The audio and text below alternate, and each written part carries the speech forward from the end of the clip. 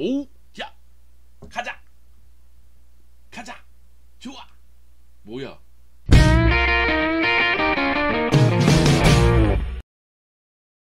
올라. 인사는 경쾌하게, 내용은 우울하죠. 네. 제가 굉장히 기분 좋게 얘기하다 보니까 우울한 현실을 좀 등한시하는, 외면하는 그런 모습이 아닌가, 이런 생각이 좀 드네요. 자, 말씀드리겠습니다. 바르셀로나가 깜누에서 펼쳐진 UEFA 챔피언스리그 2조 1차전에서 바이에른 뮌헨에게 0대3으로 아주 자연스럽게, 아주 스무스하게, 마치 시나리오가 있는 것처럼, 마치 예정된 것처럼 패배를 했습니다. 그래서 보고 있으면은 이런 식으로 패배를 당하는 거지, 그랬지, 이렇게 될 줄 알았어, 이런 생각이 드는 경기 내용이었습니다. 물론 토마스 뮬러에게 실점하는 장면, 에릭 가르시아 등 맞고 들어갔기 때문에 아쉬움은 매우 큽니다. 하지만은 후반전 레반도프스키에게 두 골을 허용하는데, 레반도프스키의 후반전 첫 골, 그 골이 들어가는 순간 사실상 경기는 끝났습니다. 그 다음부터는 말 그대로 바이에른 뮌헨 선수들의 쇼케이스. 야, 나는 이렇게 공격을 잘해, 우리는 이렇게 동시다발적으로 들어가, 우리는 바르셀로나 무섭지 않아, 깜누의 주인공은 메시가 아니라 레반도프스키였지, 이런 모습이었습니다. 반면에 바르셀로나의 쇼케이스는 말 그대로 쇼케이스였어요. 어린 선수들을 투입하면서 우리에게는 이런 유망주가 있어, 그러니까 견뎌봐, 인내심을 가져, 지금 이 순간은 굉장히 힘들겠지만 2-3년 버티면 우리는 다시 돌아올 수 있어, 마치 이렇게 설득하는 듯한 느낌이 드는 선수교체였습니다. 여하튼 이 경기 보면서 저는 그런 생각이 들었어요. 아무 생각 없이 축구를 하길래 아무 생각 없이 축구를 봤다, 제가 이런 얘기를 했었는데 그게 아니었습니다. 쿠만 감독의 의도는 보였어요. 의도를 탁 하고 보여줬는데 한 10분 동안 굉장히 좋은 경기력을 보여주다가 이후에 그 경기력을 보여주지 못하는 걸 보면서 우리의 현실은 우울하구나, 우리의 현실은 암울하구나, 여기는 정말로 적막과 어둠이 있는 곳이구나. 예전에 깜누는 정말 축제의 장이었습니다. 화려했죠. 팬들이 야 이제 그만 넣어, 그만 넣어, 메시야 그만 넣어, 이렇게 얘기할 것 같은 그런 느낌이었어요. 때린데 또 때리고, 애들이 넘어지면 밟고, 일어서려고 하면 또 밟고, 그게 바르셀로나였거든요. 이제는 밟히고 밟히고 밟히고 그러고 있습니다. 왜? 이 경기 패배당하면서 챔피언스리그에서 홈 3연패를 당했어요. 그것도 홈에서 정말 많은 골을 내주면서 패배를 당하는 그런 모습이었습니다. 그래서 이 경기 보는 내내 좀 가슴이 아프기도 했습니다. 자, 로날드 쿠만 감독이 이번 시즌 라리가에서 선발 명단과 포메이션을 봤을 때는 4-3-3을 썼거든요. 그런데 이 경기에서는 4백이 아니라 3백으로 바꾸면서 나왔습니다. 3-1-4-2 포메이션을 갖고 나왔습니다. 근데 이거는 솔직히 좀 이해를 해줘야 돼요. 어쩔 수 없는 상황도 있어요. 일단 공격수들이 줄부상이야. 브레이스웨이트, 안수파티, 아구에로, 덴벨레가 부상이니까 결국은 루크도용을 기용하는 모습이 나왔고, 또 한 가지는 알바가 이 경기에서 굉장히 부진했는데 알바가 몸 상태가 정상이 아니었다고 해요. 그리고 이 경기에서 데스트가 나오지 않았습니다. 초반에는 세르지 로베르토가 나왔고 이후에는 민게사가 오른쪽으로 나오는 모습이었었는데 데스트도 몸 상태가 좋지 않았다고 해요. 그러다 보니까 백보를 썼을 때 측면 수비가 무너질 가능성이 있잖아요. 그래서 백스리를 쓰고 그 다음에는 공격 쪽에는 발빠르게 역습을 취하자, 이게 쿠만 감독의 계산이었던 것 같아요. 여기다가 말씀드렸다시피 챔피언스리그에서 홈 2연패, 유벤투스에게 0-3 패배, 파리 생제르맹에게 1-4 패배를 당했으니까 홈에서 어떻게 해서든 성적을 거둬야 되는 상황이었고, 또 상대가 바이에른 뮌헨이었습니다. 바이에른 뮌헨은 여러분이 잘 아시겠죠? 우리에게 가름마 아픔, 2-8 가름마 아픔. 저는 그래서 그 이후 가름마를 2-8로 하지 않습니다. 7-3 내지 5-5로 하고 있습니다. 누가 요즘에 가름마를 2-8로 타나? 여하튼 그렇다고요. 그러다 보니까 결국 이제 3백을 가동하면서 역습 위주의 전술을 쓰는 모습이 있었어요.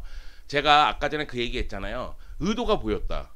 경기 시작하고 10분 동안은 의도가 보였어요. 쿠만 감독이 어떤 식으로 경기를 하겠다, 이게 딱 보여졌습니다. 그만큼 10분 동안은 상당히 경쟁력을 갖춘 모습을 보여줬어요. 바르셀로나가 사실 4-3-3 바탕으로 해서 짧은 패스를 주고받으면서 앞으로 가잖아요. 하지만 이 경기에서는 그러지 않았습니다. 데파이를 이용한 역습을 최대한 이용하고자 롱패스를 계속 시도하는 모습이 나왔어요.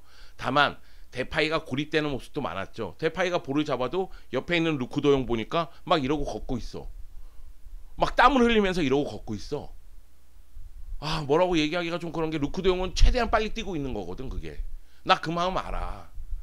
내가 요즘에 민계사하고 달리기 시합 때문에 몇 번 뛰어봤거든요. 루크도용의 마음을 압니다. 마음은 벌써 저기 앞에 가 있지만 저는 계속 그 자리에서 뛰고 있습니다. 루크도용을 보니까 답답하더라고요. 그리고 공격을 전개할 때 지공사항도 있을 거 아니에요. 그때는 3-3-4 형태였어요. 좌우 측면에 있는 알바하고 세르지 로베르토가 최대한 높이 올라가고 3백 그리고 3명의 미드필더가 4명을 보좌하는 그런 형태로 공격을 전개했습니다. 그리고 수비 시에는 5-3-2 형태였어요. 좌우 측면에 있는 윙백이 내려와서 백3가 백5로 바뀌고요. 그리고 페드리, 부스케츠, 더용이, 프랭키 더용이 미드필드 라인을 구성을 하고 그 앞에서 루크도용과 데파이가 1차적인 압박을 하는 그런 모습이 나왔습니다. 그래서 한 10분 동안 경기 봤을 때 야, 이거 잘하고 있다. 나는 이런 경기도 필요하다고 생각한다. 이런 얘기를 라이브 할 때 계속 했습니다. 그런데 경기 끝나고 한번 생각해 봤어요. 이게 좋은 선택이었을까? 어쩔 수 없다는 걸 압니다. 고육직책이라는 건 알아요. 하지만 과연 이게 좋은 선택이었을까? 저는 절대 아니라고 봅니다. 일단 역습을 전개하려고 생각을 했다면 루크도용은 선발해서 뺐어야 돼요. 쿠티뉴를 기용을 하든 데미르를 기용하든 루크도용은 후반전에 나왔어야 됩니다. 루크도용 너무 느려. 그러다 보니까 이 경기에서 경기의 관여도가 너무 떨어져요. 저는 루크도용이 바르셀로나에 왔을 때 괜찮은 영입이라고 했습니다. 왜? 경기가 잘 풀리고 있는 가운데 골을 못 넣는 경우에는 이런 장신 스트라이커가 들어가서 공중볼 다툼도 해주고 그리고 문전에서 공간도 만들어줘야 되거든요. 근데 지금 이 상황은 아니잖아요. 바이에른 뮌헨 상대로 우리가 압도적인 경기력을 펼치면서 골만 못 넣고 있는 상황은 아니잖아요. 그러니까 경기에 관여도가 높은 플레이어가 필요했단 말이에요. 근데 루크도용은 그러지 못했다는 거죠. 루크도용 기록 한번 보세요. 66번 출전했는데 슈팅 0, 드리블 0, 볼터치 23회고요. 그리고 공중볼 교감도 5회 있는데 2회밖에 성공을 못했습니다. 그리고 공을 7번이나 뺏겼어요. 이러니 공격이 되나? 그뿐만이 아닙니다. 수비 쪽에서 에릭 가르시아, 얘를 계속 믿어야 되나? 이런 생각이 좀 들어요. 에릭 가르시아가 올 시즌 라리가 개막전에서 엄청난 활약을 펼쳤습니다. 인정. 그 한 경기 인정. 그 한 경기를 대체 몇 경기를 울고 먹을 거니? 한 경기는 그래 잘했어. 그 다음 경기 퇴장. 이번 경기 아니 야 생각을 해봐라. 진짜 빡치네. 이거 원래 나는 빡치지 않았거든요. 생각하면 생각할수록 빡치네. 난 원래 빡치지 않았어. 이건 빠경주지만 빡치지 않은 영주를 보여줄 생각이었어. 네. 상대가 슈팅했을 때 6탄 방어를 하면은 몸을 날리잖아요. 누가 몸을 이렇게 트냐? 틀려면은 확 틀려던가. 누가 90도 트냐? 틀려면 180도 틀어야지 이렇게. 그러니까 맞고 굴절돼서 들어가지. 참.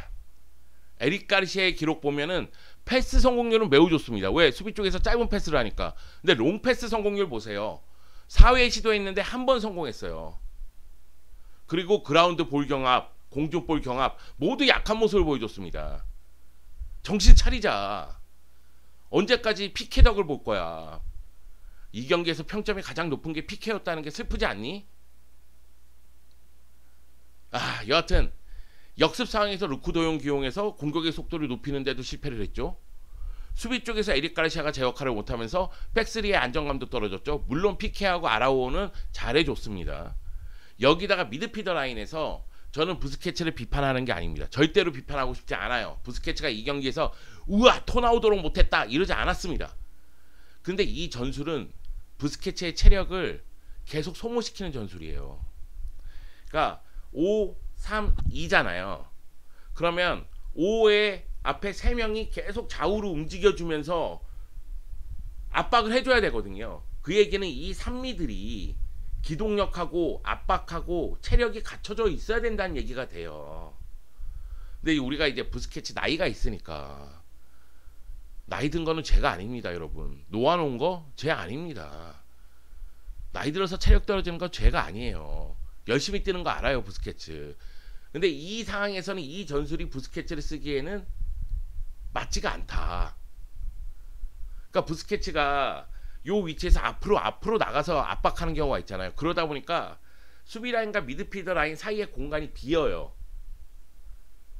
그러니까 요 위치에서 토마스 밀러가 중거리 슈팅 때려서 에릭 가시아 맞고 들어가서 선제골 기록하고, 그리고 또 한 가지는 5명을 두고 이래서 레반도프스키가 다양한 패턴을 가져가도 중앙 쪽에서 3명의 수비수가 이걸 막겠다는 생각은 좋은데, 순간적으로 수비 라인을 끌고 들어가는 공격수들이 있었을 때 5명은 내려가잖아요.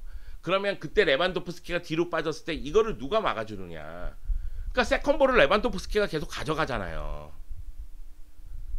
이게 부스케츠 잘못이라는 건 아니고, 제 생각에는 지금 얘기하는 건 다 쿠만의 잘못이 커요. 에릭 가르시아는 빼고. 걔는 걔 잘못이야. 넌 네가 잘못했어, 에릭 가르시아. 이런 가르시아. 일단 쿠만 감독이 이 전술을 쓰려고 생각했다면 아예 그냥 모험수를 뒀어야 돼요. 최전방에 모험수를 두는 게 아니라 최전방뿐만 아니라 미드필더까지 다 둬야 됩니다. 그러니까 데미르를 투입하거나 쿠티뉴를 투입하거나 그랬어야 되고, 미드필더 라인에 니코를 투입하거나 아니면 가비를 투입하거나 그러면서 더용을 중앙 쪽으로 옮기거나 그랬어야 됩니다. 근데 그러지 않으니까 초반에는 동기부여 되어 있고 체력적으로 괜찮으니 한 10분 넘게 정도, 요 정도는 제 실력을 발휘했죠. 아, 쿠만 감독의 의도를 알겠다. 야, 이거 괜찮은 것 같다. 잠깐 동안 착각을 일으켰죠. 그 다음에는 이게 뭡니까? 너무나 자연스럽게 정해진 것처럼 뭐라고 얘기할 거리도 없이 그대로 패배하지 않았습니까? 이 경기에서 바르셀로나 유효 슈팅이 없어요. 이 경기에서 슈팅 5개 했는데 유효 슈팅이 없습니다. 바이에른 슈팅 17개 했는데 유효 슈팅이 7개예요. 토마스 뮬러가 경기 끝나고 인터뷰에서 골 더 넣을 수 있었다. 아쉽다. 이런 얘기를 했습니다. 경기 후 인터뷰를 좀 볼게요. 쿠만 감독 인터뷰 보면은 그 얘기를 해요. 스쿼드의 질적 차이. 선발도 그렇고 벤치도 그렇고 스쿼드의 질적 차이가 있다는 게 드러났다. 그리고 오늘은 우리가 가동할 수 있는 공격수가 3명밖에 없었다. 이 3명이 아마도 데파이, 루크도용, 데미르 얘기하는 것 같습니다. 이 3명밖에 기용할 수 없었기 때문에 어쩔 수 없는 선수 기용들이었다. 이런 얘기를 했고요. 그리고 시작은 좋았지만은 경기가 지속될수록 특히 두 번째 골 실점하면서 이 경기는 무너졌다. 그리고 우리에게는 어린 선수가 많기 때문에 인내심을 가져야 된다. 이런 식의 인터뷰를 했습니다. 반면에 에릭 가르시아 같은 경우에는 운이 따르지 않았다. 첫 번째 골 장면도 남았고 비껴서 들어갔고, 두 번째 골 장면도 골대 맞고 레반도프스키 앞에 뚝 떨어졌다. 이거는 운이 나빴던 거다. 그리고 힘든 경기였다. 상대가 바이에른 뮌헨 아니냐. 유럽 최고의 팀이다. 야, 씨, 바르셀로나가 언제부터 유럽 최고의 팀을 무서워했어? 우리가 유럽 최고의 팀이었어. 여하튼 그렇습니다. 그리고 피케도 유사한 인터뷰를 합니다. 두 번째 골이 들어가면서 사실상 이 경기는 굉장히 어려워졌는데 이게 바로 우리의 현재 모습이다. 하지만 우리는 더 나아질 것이고 더 경쟁력을 가질 것이다. 이런 식으로 인터뷰를 했거든요. 그래서 이런 인터뷰를 총정리해보면 한마디로 인내심을 가져라. 시간이 필요하다. 이번 시즌은 팀을 만드는 시즌이다. 이거 데자부인가? 나 지난 시즌에도 팀을 만드는 시즌이라고 했는데 몇 시즌 팀을 제대로 만들지 못해서 계속 만들고 있는 건가? 여하튼 인내심이 필요한 건 맞습니다. 어린 선수들이 성장하기까지, 그리고 팀의 중심이 잡혀질 때까지, 부상 선수들이 돌아올 때까지는 인내심을 가져야 됩니다, 여러분. 제가 땀이 막 나네요. 땀이 막 나. 얘기하다 보니까 또 빡치고 말았어요. 자, 그러면 바이에른 뮌헨에게 바르셀로나가 0대3으로 패배했는데 이 결과, UEFA 챔피언스리그 2조 순위는 어떻게 됐는지 알아보시죠. 1위는 당연히 바이에른 뮌헨이고요. 벤피카하고 디나모 키예프하고 무승부를 거뒀어요. 그래가지고 2위, 3위가 벤피카, 디나모 키예프입니다. 그리고 4위가 패배를 당한 바르셀로나입니다. 네, 바르셀로나가 조 최하입니다. 자, 바르셀로나 같은 경우에는 챔피언스리그 일정을 보면은 앞으로 이제 벤피카 원정 경기, 디나모 키예프 홈 경기, 그리고 원정 경기 이러면서 경기를 치를 텐데, 일단은 이 조별리그 1차전이 끝난 다음에 바이에른 뮌헨은 기분 좋은 승리. 조 1위 최고의 경쟁자는 바르셀로나였잖아요. 그런데 이제 깜누에서 3대 0으로 승리했으니까 야, 우리 조 1위는 그냥 할 것 같아. 괜찮아. 이런 희망을 갖고 돌아가게 됐고, 벤피카하고 디나모 키예프는 서로 무승부를 거뒀는데 바르셀로나를 보니까 얘네 0대 3으로 패배했네. 깜누에서 패배했네. 얘를 잡아야 된다. 얘를 잡아야지만 조 2위를 할 수 있다. 이 생각을 갖고 있을 겁니다. 그래서 바르셀로나 입장에서는 벤피카도 디나모 키예프도 이제는 쉬운 상대가 아닙니다. 앞으로 챔피언스리그에서 어떤 모습을 보여줄지 좀 봐야 되겠고, 일단 바르셀로나는 다가오는 그라나다전부터 분위기를 좀 바꿔야 되겠죠. 우리나라 시간으로는 화요일 새벽에 펼쳐지는 것으로 알고 있는데, 그라나다전에서 좀 화끈한 모습을 좀 보여줬으면 좋겠습니다. 자, 그러면 다시 돌아오겠습니다. 다시 돌아오면 안 된다. 빠경주니까. 그러면 또 영주TV로 돌아오겠습니다.